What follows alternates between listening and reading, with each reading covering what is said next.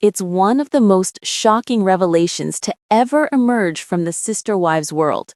Kody Brown, the man who once preached about love, unity, and eternal bonds, has been exposed for an act of parenting so cold that fans are still struggling to process it. During a recent Patreon livestream, Christine Brown and her husband, David Woolley, listened as their daughter Mykelti dropped a bombshell that changed everything. She revealed that she never received her Claddagh ring, the symbolic family token representing love, loyalty, and friendship, the very same ring Kody once used as proof of his everlasting devotion to family.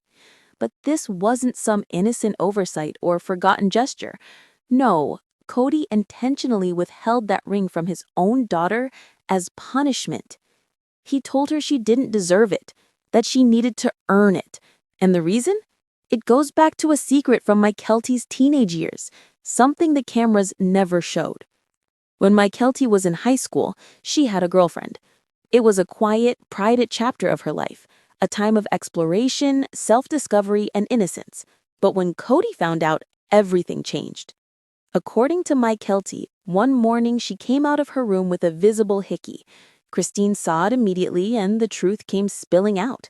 What might have been a simple, awkward teenage moment turned into a scandal in the Brown household. Kody reacted with judgment, not compassion. Instead of guidance, he offered shame. He told Mykelti her behavior was wrong, and from that point on, he treated her differently. She wasn't just the wild child anymore. She became, in his eyes, the daughter who needed to prove herself worthy of belonging. 12 times. That's how many times Mykelti asked her father for the same ring her siblings received freely. 12 times she heard him say no. 12 times she was told she had to behave before earning what was supposed to symbolize unconditional love. But the ring wasn't the only thing Kody took away. He also refused to give Mykelti her bat mitzvah ceremony, a sacred coming-of-age tradition he had promised his children. He claimed she didn't deserve it yet, that she had to earn that too. Imagine being a teenager, asking over and over for your father's love and recognition, and being told every time that you weren't good enough. Eventually, Mykelti gave up waiting.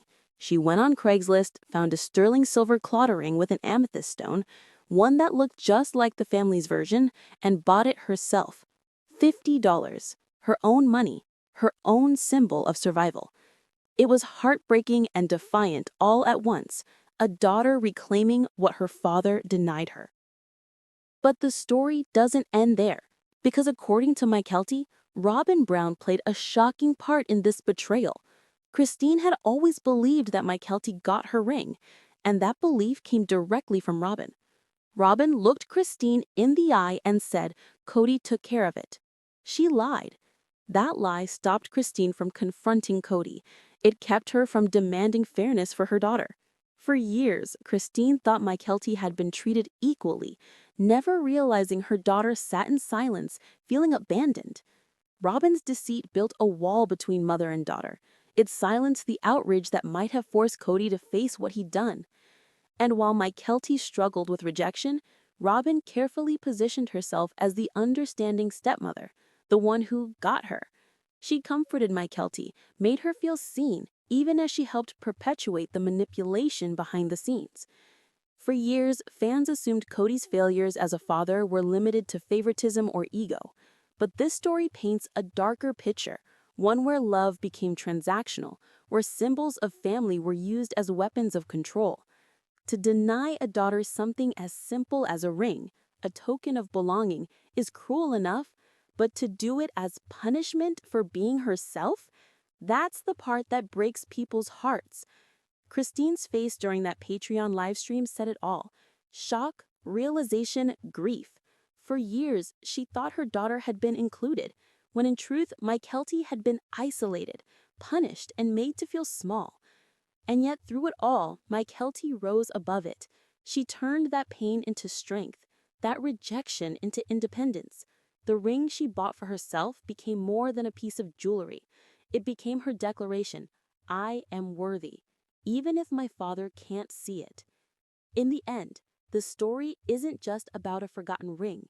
It's about conditional love, manipulation, and the lifelong scars left by emotional control. Kody may have believed he was teaching a lesson, but the only thing he truly taught was how to survive without his approval. And that, in the end, might be the most devastating truth of all. Kody Brown recently became revealed for one of the most disturbing parenting actions in Sister Wives history, and the specifics are completely jaw-dropping.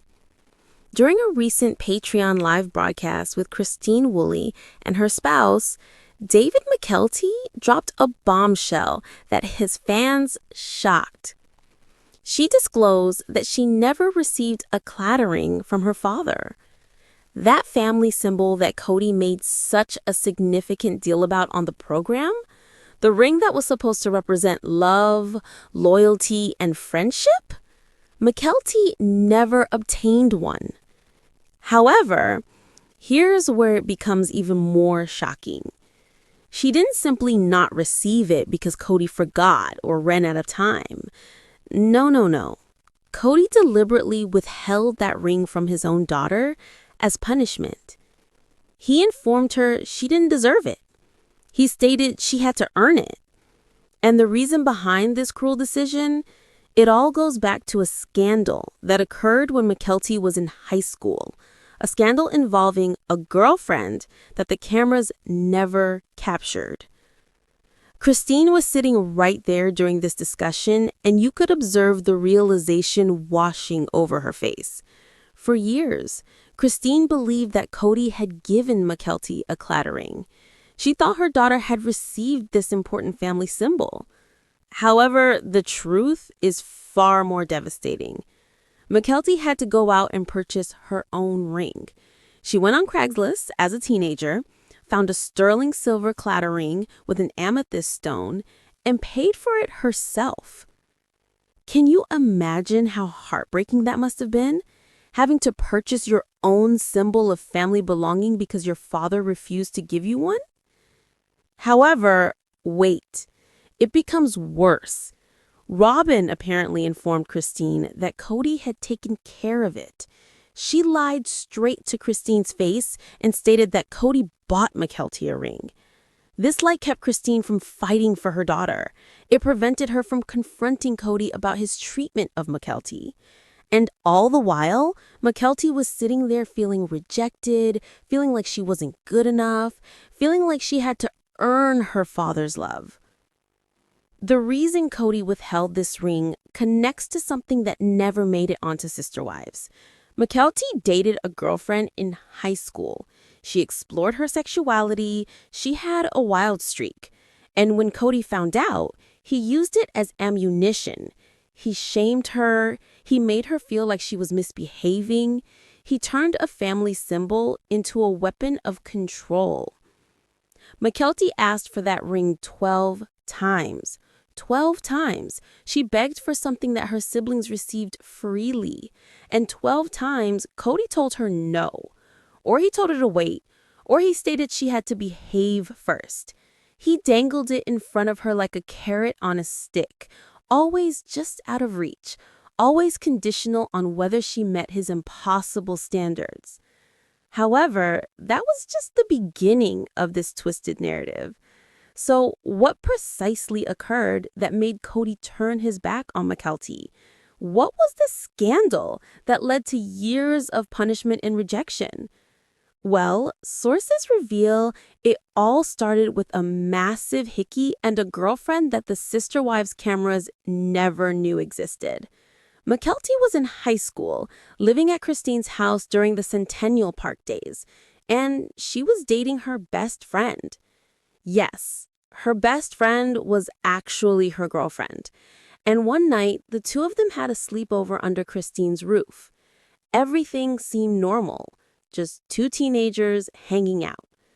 However, the next morning, everything changed. Mykelti came out of her room sporting a massive hickey on her neck. Not a small mark, not something she could easily hide. A massive, unmistakable hickey that screamed exactly what had been happening behind that closed door. Christine saw it immediately. And just like that, Mykelti's secret was out. She'd been experimenting with both genders, exploring her sexuality the way many teenagers do. However, in the Brown family, where purity culture and rigid expectations ruled everything, this discovery became a massive scandal. Mykelti herself opened up about this experience during the Patreon session, explaining that she dated both boys and girls when she was young. She stated she wanted to experience life, to explore, to figure out who she was.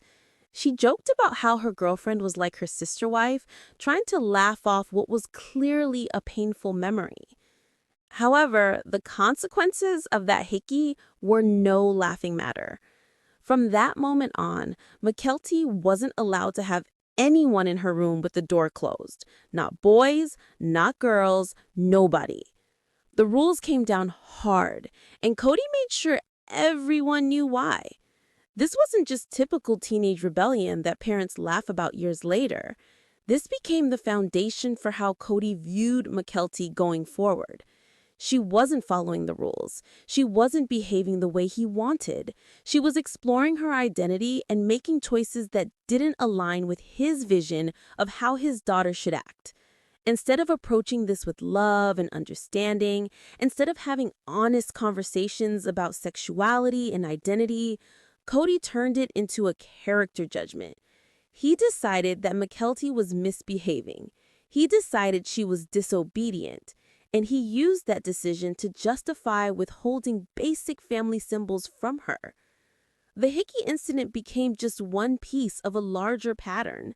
Mykelti had a reputation for being the wild child. She threw knives at Aspen, she went to college parties while still in high school, and called Christine to pick her up when she got too intoxicated.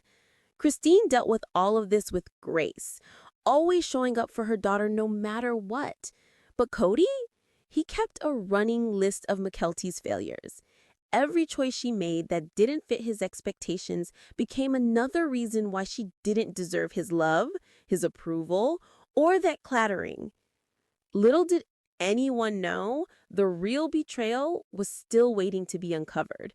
The punishment Kody handed down to Mykelti was absolutely brutal, and it went far beyond just a ring. He didn't just withhold the clattering from his daughter, he stripped away her bat mitzvah ceremony too. That's right. Kody decided that because Mykelti wasn't behaving according to his standards, he didn't deserve a bat mitzvah either. Think about what that means. A bat mitzvah is supposed to be a sacred coming-of-age ceremony, a celebration of a young person's entry into adulthood within the Jewish faith. It's meant to be meaningful, special, and unconditional. However, Kody turned it into another bargaining chip. Mykelti sat in Las Vegas asking her father for the 12th time if she was going to get her bat mitzvah. 12 times. Let that sink in. 12 separate times this girl asked if she would receive the same recognition and celebration that other family members got.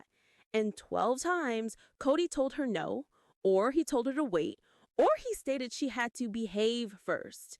He dangled it in front of her like a carrot on a stick. Always just out of reach, always conditional on whether she met his impossible standards. The message Kody sent to his daughter was crystal clear. You have to earn my love. You have to earn your place in this family. You have to perform, behave, and conform to exactly what I want, or you get nothing. Not a ring, not a ceremony, not even basic parental affection. And the cruelest part, Kody framed all of this as though he was teaching her a lesson, as though withholding family symbols and religious ceremonies was somehow good parenting, as though making a teenager feel unworthy was the right approach. Mykelti eventually got so fed up with begging, so exhausted from asking and being rejected that she took matters into her own hands. She jumped on Craigslist and started searching for clotter rings. She wanted a sterling silver one with an amethyst stone, something that would match the family aesthetic. And she found one for around $50. She bought herself the symbol that her father refused to give her. She paid for it with whatever money she had saved up, or maybe she borrowed Christine's credit card, though she joked about that part. The point is, a teenage girl had to go online and purchase her own family symbol because her father deemed her unworthy. Can you imagine how that must have felt? Sitting in your room, scrolling through Craigslist, looking at rings that represent love and loyalty and friendship, knowing that your own father won't give you one? Knowing that your siblings got theirs freely, but you have to buy your own because you're not good enough? Mykelti wore that self-purchased ring for years, right up until she met her husband, Tony. It became her symbol of survival, her proof that she could give herself where her father wouldn't. However, Robyn's role in this nightmare was about to get even more sinister. Here's where this narrative takes a truly dark turn. Because Robyn didn't just stand by and watch Kody emotionally abuse his daughter. She actively participated in the manipulation. And her role was far more calculated than anyone realized. During that Patreon conversation, Mykelti revealed something that left Christine visibly stunned. Robyn had told Christine that Kody bought Mykelti a clattering. She looked Christine straight in the eye and lied. She stated Kody had taken care of it, that Mykelti had her ring, that everything was fine, and Christine believed her. Think about what that lie accomplished. Christine stopped fighting for her daughter. She stopped confronting Kody about the ring situation. She stopped pushing for Mykelti to receive what every other family member got freely. Because why would she fight for something that she thought had already been handled? Robyn's lie created a barrier between mother and daughter, a false sense of resolution that allowed Kody's cruelty to continue unchecked. Christine sat there for years thinking her daughter had been included, had been valued, had received her family symbol. Meanwhile, Mykelti sat there knowing the truth, feeling abandoned, wondering why her own mother wasn't standing up for her. However, Robyn's manipulation went even deeper than one lie. Sources close to the situation revealed that Robyn positioned herself as Mykelti's ally during those difficult teenage years. When Mykelti felt like an outcast among her older siblings, when she didn't fit in with the other girls, Robyn swooped in. She made Mykelti feel seen. She made her feel valued. She acted like the one person who truly understood what Mykelti was going through. And Mykelti, vulnerable and desperate for acceptance, fell for it completely. Robyn exploited that vulnerability in the most twisted way possible. While pretending to be Mykelti's savior, she was actually gathering information about Christine's household. She was getting details about what happened at Christine's house, about the parties and the rebellion, and the wild streak that Christine handled with grace. And then Robyn would turn around and feed that information to Kody, fueling his judgment and reinforcing his belief that Mykelti was misbehaving. She played both sides brilliantly, making herself indispensable to Mykelti while simultaneously using the girl as a weapon against Christine. The manipulation was layered and intentional. Robyn pitted Mykelti against her own mother by lying about the ring. She created doubt and distance in that relationship. She made Christine look like she wasn't fighting for her daughter, when the truth was, Christine didn't even know there was a fight to be had. And all the while, Robyn presented herself as the loving stepmother who cared so much about little Mykelti, who called her my baby, who acted like she would always be there for her. However, fast forward to today, and where is Robyn now? When she talks about buying a new house and having grandkids visit, does she mention Mykelti? Does she talk about Mykelti's children? Does she ever bring up this daughter she claimed to love so much?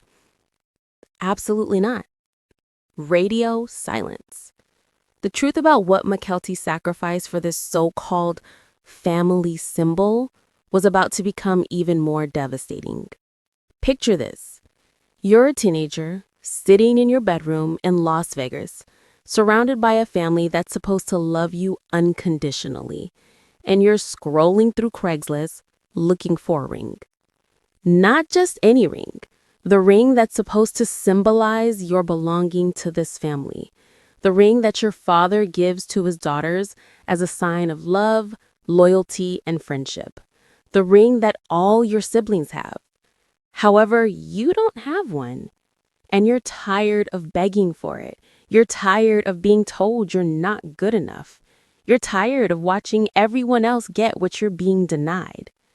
So you take matters into your own hands. That's exactly what Mykelti did. After asking for the 12th time if she was going to get her clatter ring and her bat mitzvah, after being told once again that she had to wait or behave or earn it somehow, Mykelti reached her breaking point. She was done. She was absolutely done with the manipulation and the conditional love and the constant rejection. So she opened up Craigslist and started searching. She knew exactly what she wanted. Sterling silver and amethyst stone, something that would match the aesthetic of the family ring she'd seen on her siblings' hands. And she found one for about $50. Mykelti purchased her own clatter ring. She paid for it herself, shipped it to the house, and when it arrived, she put it on. She wore that ring for years. She wore it as a statement. She wore it as proof that she could give herself what her father refused to provide. She wore it as a symbol of her own worth. Even when Kody tried to convince her she had none, that ring became more than just a piece of jewelry. It became her armor, her declaration of independence, her middle finger to a system that told her she wasn't enough.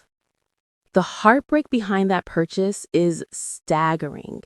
Imagine being so desperate to belong that you buy your own symbol of family inclusion. Imagine feeling so rejected by your own father that you have to create your own sense of worth. Imagine knowing that something your siblings received as a gift of love, you had to purchase on a secondhand website because you weren't deemed worthy. Mykelti didn't just buy a ring that day. She bought herself a painful reminder that in the Brown family, love wasn't free. It had to be earned. It had to be performed. It had to be bought. And the cruelest part? Nobody knew.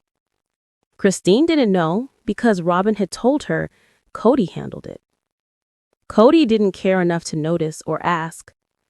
Mykelti just quietly bought that ring, put it on, and pretended like everything was fine. She pretended like she belonged. She pretended like she was included. However, inside, she was carrying the weight of knowing that she'd been excluded from something that should have been her birthright.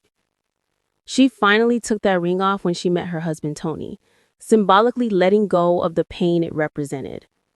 However, the contrast between Christine's parenting and Kody's control was about to become even more obvious.